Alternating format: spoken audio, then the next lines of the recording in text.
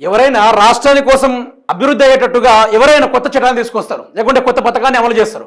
కానీ రేవంత్ రెడ్డి అట్లా కాదు. మిత్రులారా, మీరే చూడండి, సోషల్ మీడియాపై కొత్త చట్టం తెస్తాం, పిచ్చి పిచ్చిగా వార్తలు రాసేటోళ్ళ భర్తం వాళ్ళేం పిచ్చి పిచ్చిగా రాయలేదు. నీ యొక్క అన్యాయాలను, నీ అక్రమాలను, నీ యొక్క చుట్టుపక్కల ఉన్న దొంగల యొక్క వ్యవహారాన్ని బయట పెడతా ఉన్నాం. ఆ బయటపడే విషయాన్ని నువ్వు ఈరోజు పిచ్చి పిచ్చి రాష్ట్రం అని చెప్తే మాకంటూ కూడా కొంత కోర్టు ఉంది, మాకు కూడా అంత కొంత న్యాయం కోర్టులో కూడా మిగులుందనే ఆశ మాకు కూడా ఉంది. ఈ రోజు నీ 5 ఏళ్ల అహంకారంలో విచ్చరుడిగా విర్రమిగొచ్చు, కానీ ఆ ఒక రోజు వస్తుంది నీ గద్దెను నింపేది మేమే, కూడా నీ గద్దెను కూరగొట్టేది మేమే, నీ కుర్చీలు లాగేది కూడా మేమే. అది కూడా నువ్వు రాసి పెట్టుకో. పిచ్చి పిచ్చిగా వార్తలు రాసేటోళ్ళు భర్తం మేము కూడా పిచ్చి పిచ్చిగా తెలంగాణ సంపదను దోచుకుంటే ఎవరిని కూడా వదలం, ఏ లెక్కన కూడా వదలం, ఏ పరిస్థితిలో కూడా వదలం. నైని కోల్ బ్యాక్ సింగరణ వ్యవస్థలో స్కామే కావచ్చు, భూముల విషయాలే కావచ్చు, లేకుంటే లెగచర్ల విషయమే కావచ్చు, మూసి ప్రక్షాళన పేరిట దోచుకునే పరిస్థితి కావచ్చు, ఈ రోజు వెలుగుమాటలలో జరిగిన 62 ఎకరాల భూముల స్కామ్ గురించి కావచ్చు, అన్ని మేము బాధ్యతగా రాస్తాం. మీ భర్త కూడా మేము భర్తాం. సోషల్ మీడియాలో ఇష్టం వచ్చినట్టు రాస్తే జైలుకు పంపు. ఇక మేము కూడా రాస్తాం. ఓటుకు నోడు దొంగ అయినా ఎందుకు ఇంకా శిక్షించడం లేదని బాధ్యత కూడా రాసే పరిస్థితి మేము కూడా చేస్తాం. సోషల్ మీడియాలో ఇష్టం వచ్చినట్లు రాస్తే జైలుకు పంపుతాం. దీనిపై వచ్చే శాసనసభ సమావేశాల్లో చర్చిస్తాం. ప్రభుత్వంపై బురద జల్లే ప్రయత్నం చేస్తే ఉక్కుపాదం ఓపుతాం. Madhu park apartment buffer zone లో ఉన్నది, దాని మీద బ్యాన్ విధించడం. వేరే కాడ జాగా ఇస్తాం, అక్కడ ఇల్లు కట్టుకోండి. 5,000 ఆటోలు ఇచ్చిన మున్సిపాలిటీలు చెత్త తీర్తలేరు, అందుకే దోమలు కుడుతున్నాయి.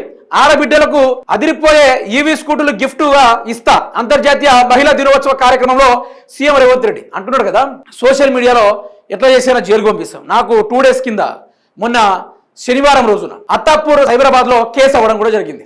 ఎందుకు?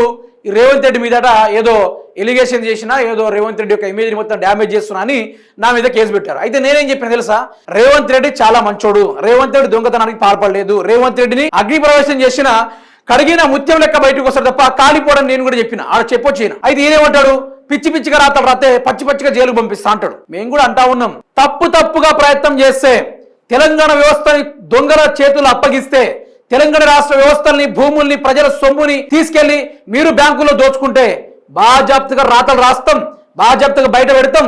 ఎవరు జైలుకు పోతాడో, ఎవరు బయటకు ఉంటాడో ఈరోజు ప్రజలు తెలుసు. న్యాయస్థానం పెట్టుకో. మేము దొంగతనాలు చేస్తాం కదా, తెలంగాణ కోసం పోరాడుతున్నాం, తెలంగాణ వ్యవస్థ కోసం పోరాడుతున్నాం, తెలంగాణ కోసం నిలబడుతున్నాం, తెలంగాణ కోసం కలబడుతున్నాం. తెలంగాణ ప్రజలకు ఇటు ప్రభుత్వానికి మధ్య అడ్డుగోలు లేకుంటున్నాం. మీ అవినీతిని ప్రజల దాకా చేరకుండా, ఒకవేళ చేరితే దాన్ని బయటపెట్టి ప్రజాస్వామ్యం ముందు చూపెడతా ఉన్నాం.